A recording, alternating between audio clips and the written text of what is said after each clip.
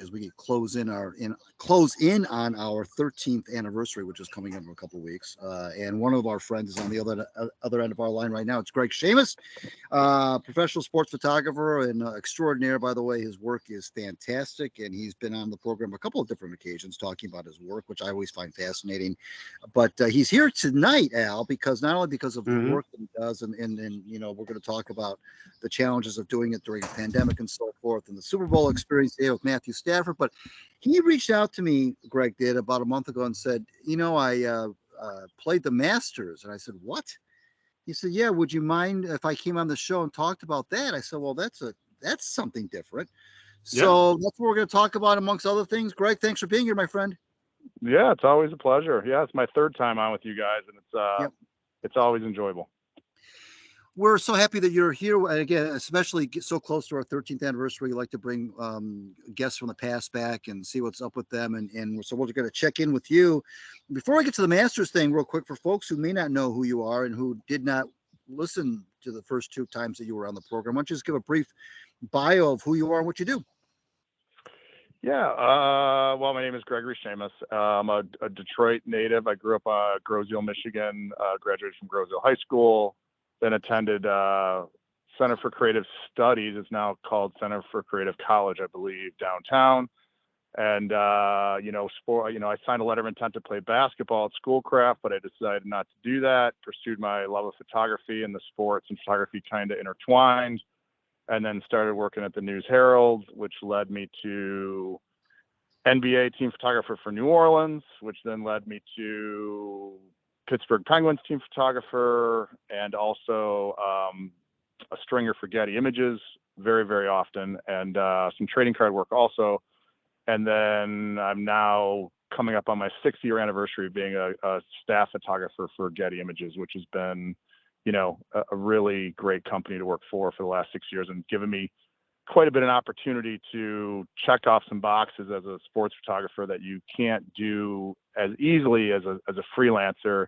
I actually, along with the Masters, this being the first time that I covered the Masters, I've covered the other 3 majors, but not the Masters. Also did my first Olympics this summer, covered 62 basketball games in 3 weeks, every men's and women's basketball game in Japan. So that was also quite an experience. And so it's been a great 5.5 years. We're still big Penguins fans in the house, and it was disappointing to see them go down in Game 7 the other night. But moving on to different things, but still stay in touch with them quite a bit. And the funny thing about Shamus is that what's so interesting to me is that so many of our listeners probably have seen him. They just don't know it. But if you knew what Greg looks like, he's a tall guy with salt and pepper hair. And I see him very oftentimes at sporting, usually in Detroit, but of course he does other, gigs as well. But like the Lions game will end or something, and the teams cross the field to shake hands, and all the photographers, the media people are out there, and there's Shamus, or I see him at the end of on the court of a basketball game, or I see him wherever and the closest he and I ever came, he may not even remember this, by the way, now that I think about it. The closest he and I may have come to being on a playing surface together. Greg, you covered the 2009 Stanley Cup Finals in Detroit, did you not, between the Penguins and the Red Wings? Correct. Yes. And I was the team photographer for the Penguins. My first year was 2008 when the Red Wings won, which was a bizarre experience as a native Detroiter, my childhood team playing my new team. Right. And then, yes, I was in 2009. One of my most nerve-wracking moments ever was standing in the Zamboni door, waiting for those seconds to tick off and thinking to myself, I'm about to cover the most important moment in these 20-year-olds' lives. Don't screw this up. Right. And I was there as well, covering it. I was on the ice as well, and I was doing some freelance work, and I was interviewing a bunch of people on the ice, Lemieux and Bilesma and a bunch of other people, and of course Billy Guerin and Malkin and so forth. And I saw you, and I almost got sprayed with some champagne. I know you probably did. But one thing I noticed, Greg, about that night was I walked down after I went into the Penguins locker room and talked to those folks. I went down to the Red Wings locker room, and I have never been in other than a library, a more quiet room in my life. with 20 Yeah. people some of them hadn't even taken their equipment off yet. Just, Yeah. sitting there and almost in stunned disbelief. It was the cliche, you could hear a pin drop, was never more true than that night. What a dichotomy between the raucousness of the Penguins locker room and the just deathly quiet that they couldn't believe they lost Game 7 on their home ice.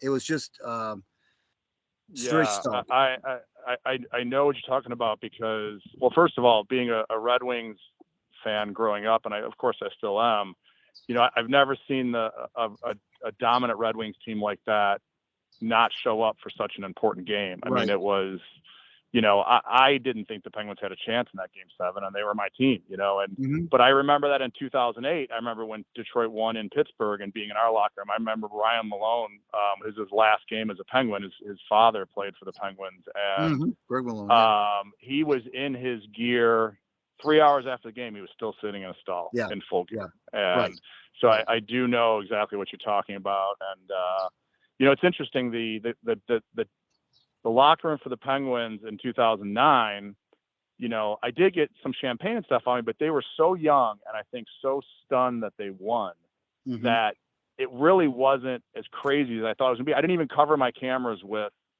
rain gear and stuff like that. And they were fine. So in 2016, when we won in San Jose, I was like, it'll be fine. I didn't make it 5 feet in the door before Carl Hagelin just dumped champagne right over my. I mean, those guys on that team knew what they were doing, and $5,800 worth of camera damage later, champagne in my cameras. But it was well worth it. So yeah, I know exactly what you're talking about.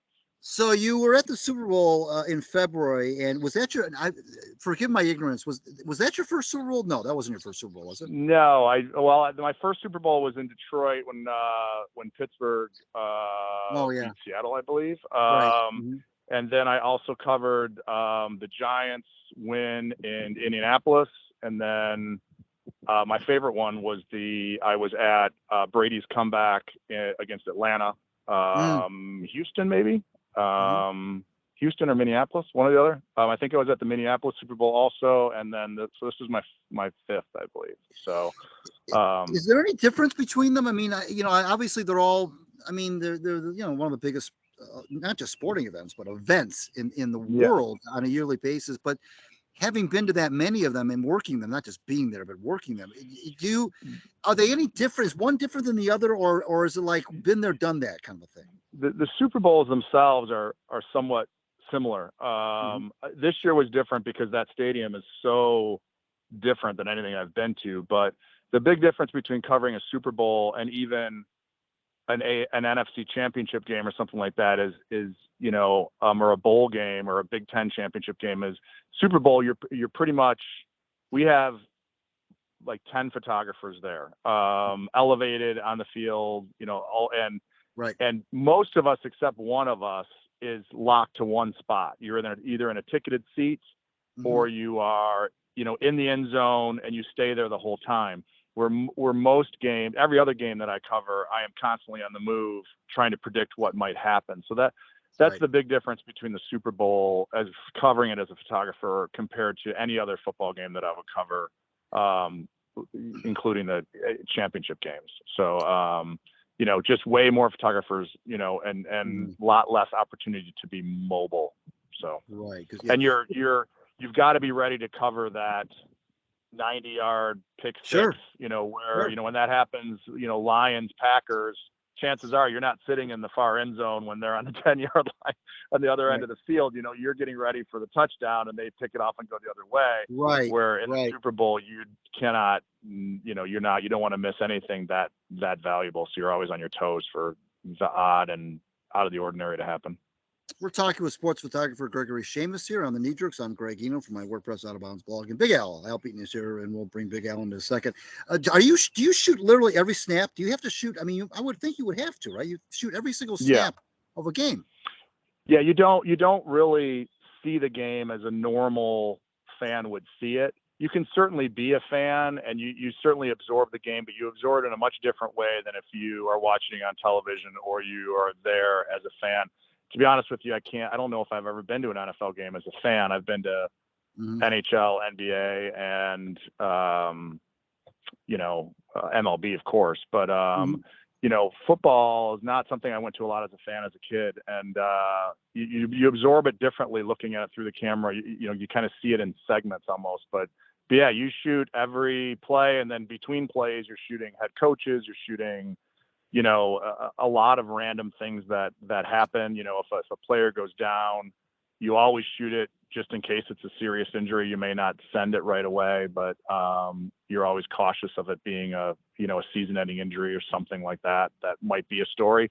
You're always in the back of your mind thinking, like, could this end up being a story? A great example of that was the Detroit Tigers, that seagull game, or that bird game that Oh happened yeah, a yeah, couple years ago, where that bird flew on the field. yep. Like, that turned into this Rally huge goose. story. Yeah. Mhm. The And rally I'll be goose. honest with you, I did not have a great photo of that situation I couldn't see it that well from where I was, but it turned into a big story. And, I got asked, why don't we have something like this? And I'm like, well, because I couldn't see it very well from where I was. And, but that's a great example of, like, something that can turn into a big story that is completely non-game related. Absolutely. Is now you're clearly here in Detroit. There was a big interest, more interest than usual in the Super Bowl because of one Matthew Stafford. Did you get a chance to intermingle with him, or did you photograph him either before or after the game? Did you have any sort of engagement with him on or around the Super Bowl, either during the week or afterward? I didn't. So this Super Bowl was different in the fact that they didn't have a traditional media day because of COVID like they've had in the past. So, they didn't have that big, like, Hollywood production type media day, I think, for the last, few here. I have a little bit of history with Matt Stafford, because when I was a freelancer and worked for Panini Trading Cards, I did portraits of him when he was a rookie. They would bring all the rookies, the top picks, out to LA, and we would do portraits of them and simulated action of them out on the field and in portrait setups. And, it gave me a chance. I was from Detroit. He was, so we talked a little bit.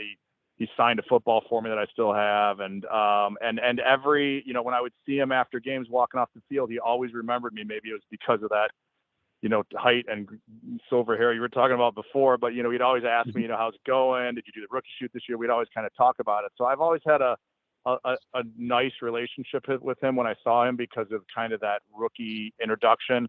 This particular Super Bowl, I was actually shooting from a very unique perspective, which was the upper deck on the 50-yard line, shooting straight down.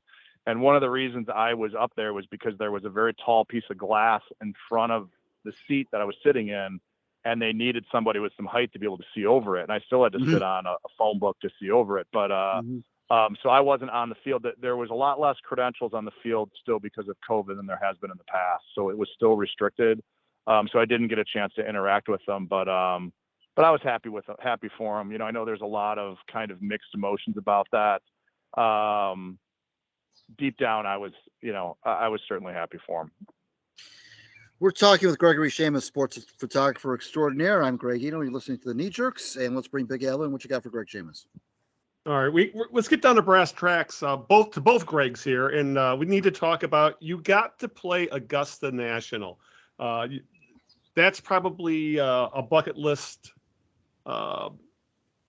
item for any kind of golfer, and that's something maybe 1% of the golfing population may even ever get to see, let alone play, going to the Masters and then playing Augusta National.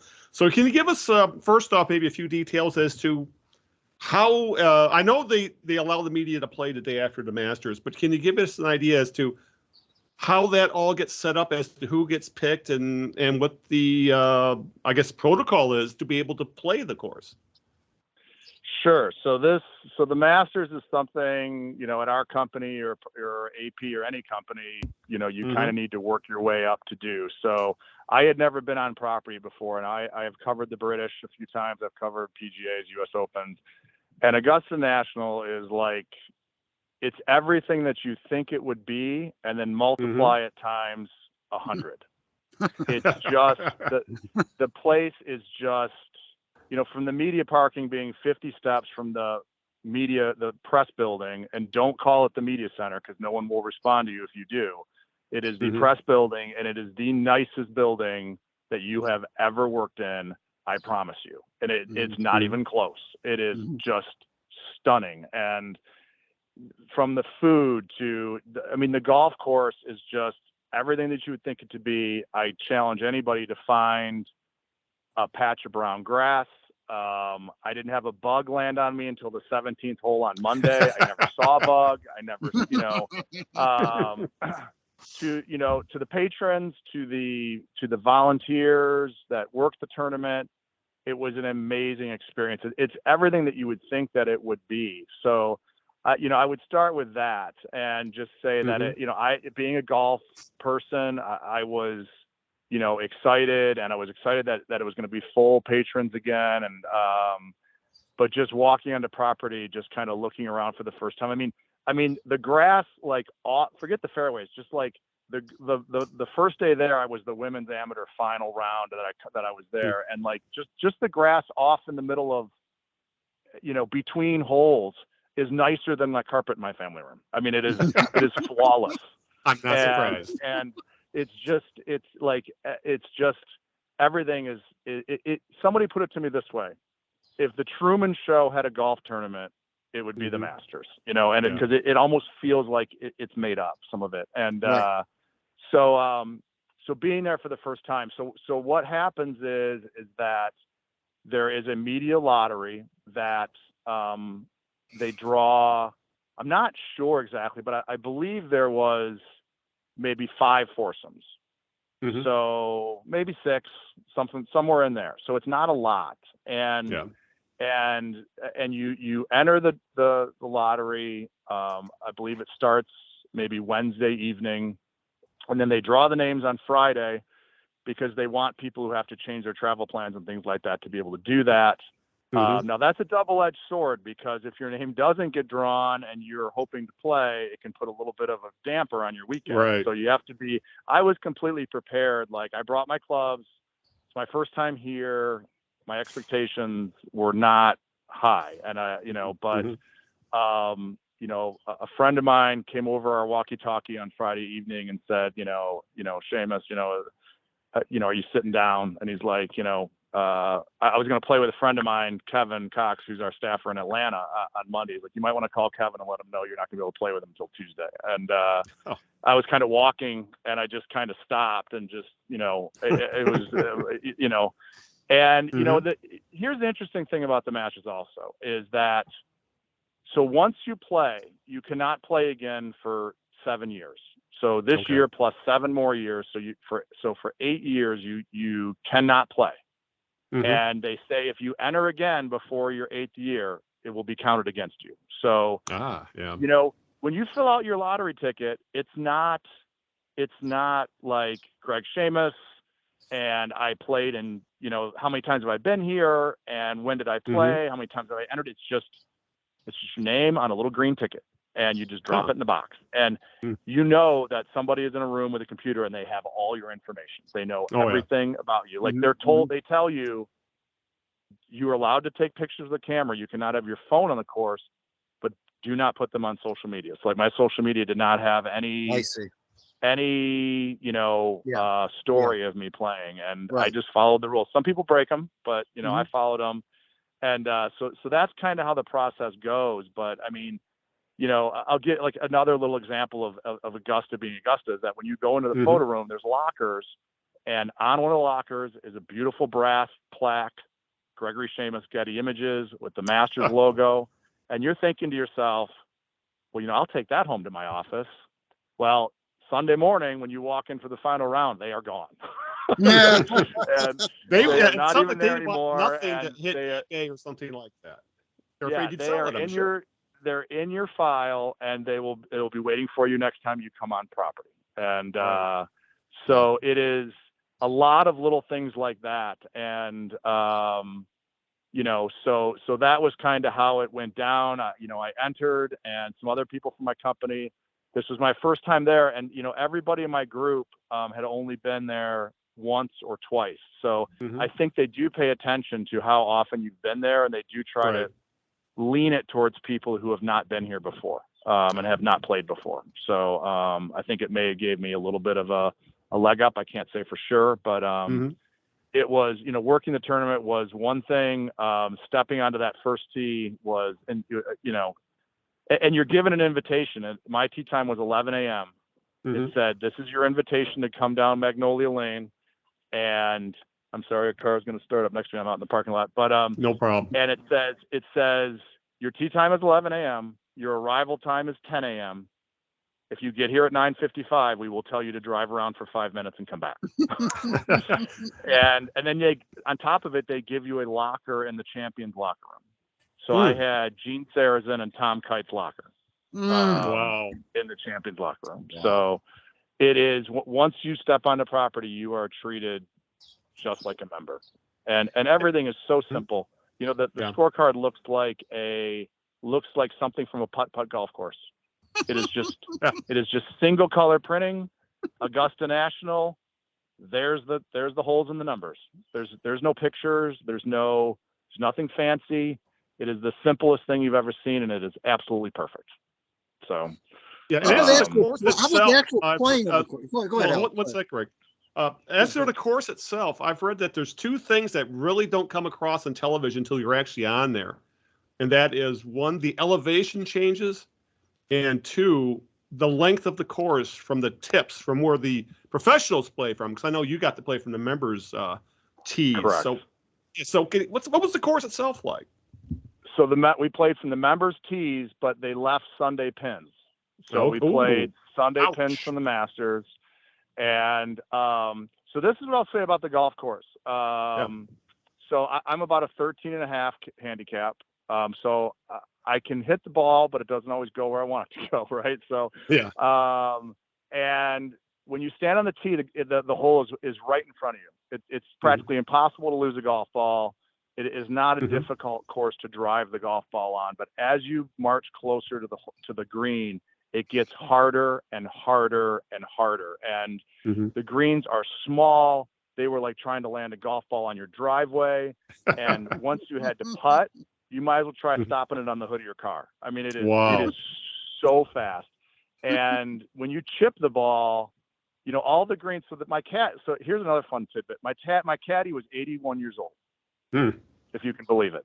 And he was the greatest guy. And so he told me, he said all the greens in Georgia, when they built golf courses back then, they just brought a load of gravel in and plopped it down and then built the greens on top of that. So they're all elevated. If you're not on the green, you're 6 feet below the surface. So you're trying to get up there. And when you're chipping the ball, when Ralph would tell me, land it right here, if you were 2 feet short, you were 20 feet short of the hole. If you were 3 feet long, you were off the green. I mean, the precision of landing the ball on the green was like nothing I've ever seen. And I mean, it's just, and what, there was one putt in the first couple holes that Ralph was like, this is going 6 inches left. And I'm looking at it going, Ralph, that is breaking right all the way. So I kind of sent it at the hole, and of course it went 6 inches to the left. And from then on, I just said, "You tell me how hard to hit it and where to hit it." And I didn't even read the putts. I just listened to them. And so I shot a 97, and my goal was to break 100. I walked off the front nine with a 49, and I tripled 10. So I consider myself very lucky to reach my goal. So, but the golf course from the greens back, it just gets so difficult. And it just goes to me, watching the up and downs that Scotty Scheffler had on Sunday to win that tournament. It just, to chip that golf ball up there and just keep rolling in 5 or 6 footers. I had one really good chance at birdie on 13, the par 5 13, and I had a 6.5 footer, and I wanted it really bad, and I didn't get it. When you're doing something like that typically takes several hours to do, there's obviously going to be lots of time, to reflect or to just look around you and take in the environs and so forth. But because that's, like Al mentioned at the top of the discussion, a bucket list kind of an item. Did you find yourself, when it was all done, did you think it went by fast? Like, gosh, I can't believe it's almost over with? Or did it indeed, were you indeed able to kind of, was it real time? I mean, some things you just go real Yeah. fast because the moment is so big. Did it seem like it kind of flew by, or did you have time to really soak in everything? It didn't feel like it flew by, because you were walking with the caddy. Mm-hmm. Now it is interesting because I'm a photographer and we're allowed to have a camera on the golf course. I told my group, I said, look, I have a camera with me. Mm-hmm. We will take pictures at 12, in Amen Corner, but I'm not going to spend the whole round taking pictures because I will get lost in that and not enjoy my golf. So, so I have pictures of us, teeing off on 12 and on the bridge on 12 and things like that. But, I don't feel like it went by too fast. The nice thing is once you're done, you can, one of the perks is that you are allowed to go into the members pro shop and purchase things that you can only buy at the members pro shop. So, so that was expensive. Well, I mean, everything is, you just spend a lot of money on anything that's got that logo on it. You just like, oh, I want that, and I want that, and I want that. And, so we won't talk about, how much money I spent for myself and friends and family and things like that. But, but that's one of the big perks is that you're allowed to go into that pro shop and purchase some things. And then, I spent a little time up in the champions locker room, just looking at all the memorabilia. And, I would have loved to take my phone out and take some pictures of things, stuff like that. But I just kind of, I'm one of those people, because I'm a photographer, when I go to a concert or if I go to something, I'm the last person to have my camera up, because I truly believe that when you do that, you put your phone in between yourself and your memory, and that video that you take at that concert, it lives on your phone, but now you didn't experience it with your eyes and your ears. I hear you. And it's not the same. I'm a big believer in that. And so it's kind of one of those things that it will live in my memory. And I have, if you both play golf, I have those Arcos golf sensors on the back of my clubs, which are kind of sense your shots, and it lays out your round and how far you hit them.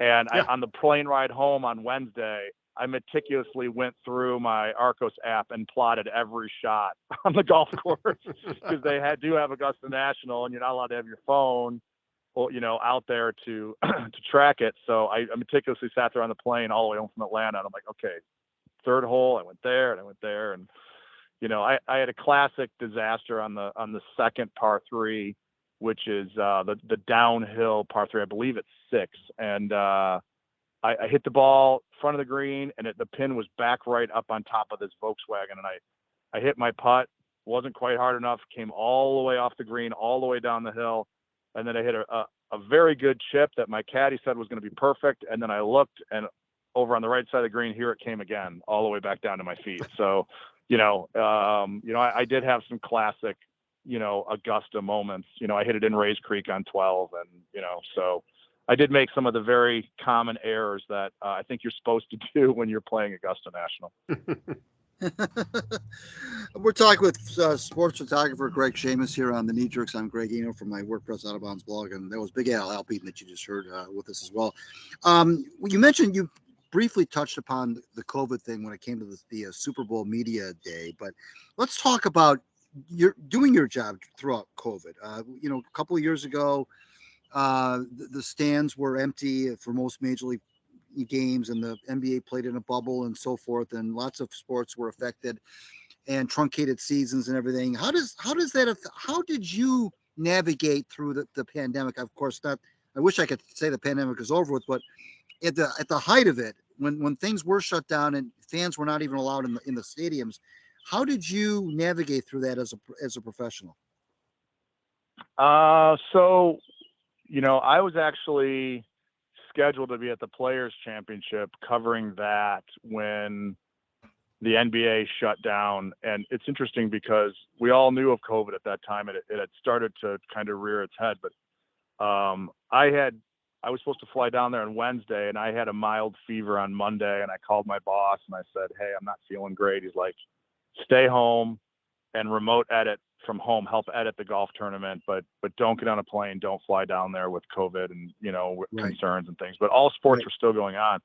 And the Players Championship. So if my memory serves me right, that Wednesday night before the Players started is when the NBA shut down, and then the Players did play on Thursday, but they canceled the tournament that night and did not play another round. And we were kind of off and running at that point. So, when everything first shut down, as a sports photographer, we kind of went out looking for news stories to kind of cover, obviously empty grocery shelves and things like that. The biggest news story that I covered early in the pandemic were the dams that broke up in the Midland area. I went up there to cover that, and I flew the drone and things like that. So that was the biggest news story that I probably covered. So we kind of spent our time, I remember going to a gas station and, gas hit 99 cents a gallon, I think, in there someplace. And, stories like that to the news desk would call and say, hey, we heard this in Detroit's going on. I went to the Capitol and covered a couple of the events at the Capitol, not the real serious one where they went inside, but a couple of the ones after that. Capital of East Lansing, Michigan, capital, not Washington, D.C. Right. So we spent our time doing that, and then slowly sports started coming back. If I'm not mistaken, baseball might have been the first to come back. If my memory serves me correct, and we started covering the Tigers. I think it was NASCAR, but you're pretty. Yeah, no, that was the first. Yeah, NASCAR might have been first, but baseball. Yeah, but that was a lot right simpler there. for them because of logistics. It was all spot. Yeah, and so we covered the Tigers from the 2 rows back, with nobody in the stands, and the parking was great, the commute was great, but the energy in the ballpark was not great, and that's the thing that I'll always remember is the lack of energy, and my experience at the Olympics was probably put an explanation point on that the most, was covering all of those games with nobody in the stands. And, the only game that had any juice to it was, a lot of the volunteers did come to the women's gold medal game because Japan made it to the women's gold medal game against the United States. So there was maybe the arena might've been a third full. But every other game was played in front of nobody. So the backgrounds are terrible, empty seats.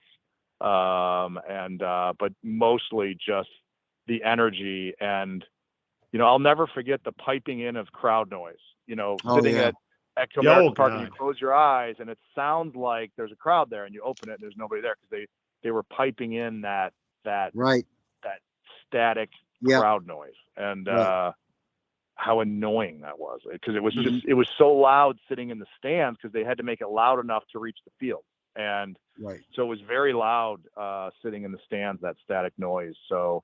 And then slowly it kind of started coming back. Michigan football we covered, from the front row, and then NFL. I remember going to Cleveland, and I would go to cover the Browns, and they started letting people in before the Lions did, because they were a little more loose with their restrictions and things like that. So it kind of was a little different everywhere I went, what they would allow, and so I kind of came back in patchy, but I do remember like that first Browns game, sifting through the crowd, just feeling completely uncomfortable. So my wife is the lead COVID writer for the Free Press, so we're a very informed family, and when kind of those things were going on, as far as some stadiums letting people in, some people not, when you were in a big crowd, you felt kind of weird about it. So I can imagine. I can imagine. Yeah, for sure. Big Al, before we let Mr. Shamus go, anything else for him before we part ways? Yeah, just to kind of follow up with the COVID stuff. Obviously, you were taking photography, you were doing photography, and there was no one in the stands, and now things are kind of back to normal for the most part. But I know some things changed when it came to access, like a lot more. Press conferences turn into Zoom press conferences and things like that. Do you think some of the things that became normal during COVID that's just going to be the standard going on, that will never ever be back to where we were pre-pandemic when it came to photographer and media access? From a photographer standpoint, I do think that some sports, like Michigan football might be a very good example. The sidelines are very crowded. They may, they really trim down the amount of credentials that they issued for photographers, and I could see them expanding back a little bit, but maybe not going all the way back to where they were before, and being like, you know what, it's kind of nice not having quite as many people here that maybe don't need to be there necessarily. So that could be one thing. I could see them maybe getting away from some locker room access and sticking with Zoom. I mean, that's a little bit more of a writer's scenario than a photographer's. Like I said, the Super Bowl certainly could have gone back to normal credentialing, but was certainly still cut down from where they were pre-pandemic. So that's another example of, will they actually get back to where they were before? I think like pre-pandemic, we might have had 12 photographers. And I think this year in LA, we might've had 6. So we were at about half of what we normally were. If we go back to 12, will be a question mark, if we'll ever get all the way back to that. But I do think that, the one thing that might come out of it is they may find some more efficient ways to do things, and things like that. I remember talking to a couple of writers, and they're like, for, regular season games, I can get my story out a lot faster when I can write and sit there and listen to the Zoom call and pop a question in, and I don't have to go all the way down to the locker room, hunt down players all the way back up. It saves them, 20, 30, 40 minutes on deadline. You all know, everybody knows that on deadline that can be crucial, Sure. So, I think there are some positive things that people experience that may stick. And, I think if teams and organizations feel like it's a better, more efficient way to do it for the media and the sports teams, then something like that could stick. But I don't think it'll necessarily be for health reasons per se. So got it. I got it. If that answers your question. So no, good stuff there. Real quick last thing before we let you go, you mentioned to me earlier in the day that you do Instagram. Is there a place, Greg, where people can go to see your work? I mean, just that are curious and some of the photographs you've taken? Yeah. So, being 51 years old, my social media presence is probably, as my children would put it, poor. I'm not great at it like some people are. I get this sense of being like, kind of feels like bragging a little bit because, oh, look where I am or something like that. I got a complex about it, but yeah, Instagram is probably the best place. You can just look up my name, Gregory Shamus. To be honest with you, the best place to go if they want to see a lot of my work is gettyimages.com, and just do a search for Gregory Shamus, and you'll see, you'll have, 292,000 images to go through. So should take you, plenty of time. So, right. But you can you could search for certain sports. You could do Gregory Shamus, Detroit Lions, or Gregory Shamus, Pittsburgh Penguins, or Sidney Crosby, or whatever you want to do. And where are you spending your baseball season? Where are you doing? What baseball are you doing this year mainly?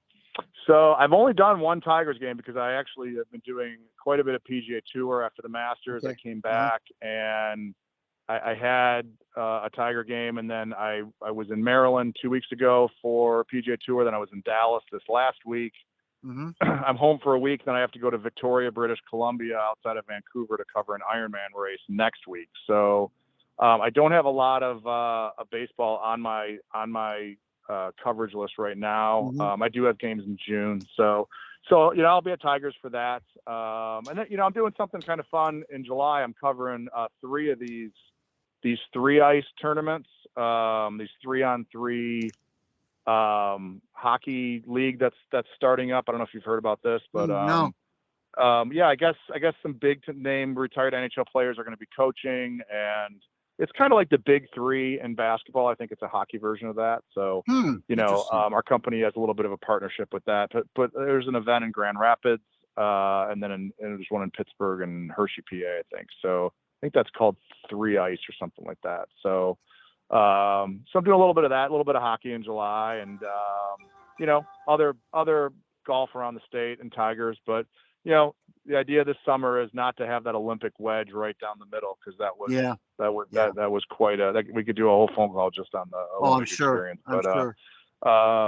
maybe after Paris we can do that. But my goal is to kind of spend some time at home and I guess wait for 11-year-old hockey season to start. So You know what? I was gonna close with this, which is, you mentioned being 51 and so forth. I mean, any hint of when you might say to yourself, well, I've done enough. You mentioned the 292,000 images on Getty. I've done enough. The travel is getting me down. I want to spend more time with my kids. I want to, do the hockey practices, and I want to do the little league and whatever, the fishing, whatever's going on. Is it entered in your mind yet that maybe, you put some sort of by age 60 maybe, or even sooner, I may want to hang up the lens, or no? I'll say this, Getty, treats us very, very well. They have a very good understanding of family life and home life. And it's something that we talk about as a company quite a bit. And, when I get put on something, it's not a phone call saying, hey, you're going to this, or you got to go do this. It's, hey, are you interested in this? A very good example is I was asked to go to the NBA All-Star game in Cleveland. My son Sam had a hockey tournament in Columbus that weekend, and I was like, no, I already requested that weekend off. No problem, we understand. So, I am home a lot more than when I was with the Pittsburgh Penguins. I was gone quite a bit more, and so I'm able to balance it pretty well right now, and I still really enjoy what I do. So, I guess I think about, that certainly will come, but I haven't. I think definitely we'll probably go to, at least 64, somewhere in there, unless my body just says, not, that it is quite difficult on our bodies, kneeling and cramming ourselves into photo holes at the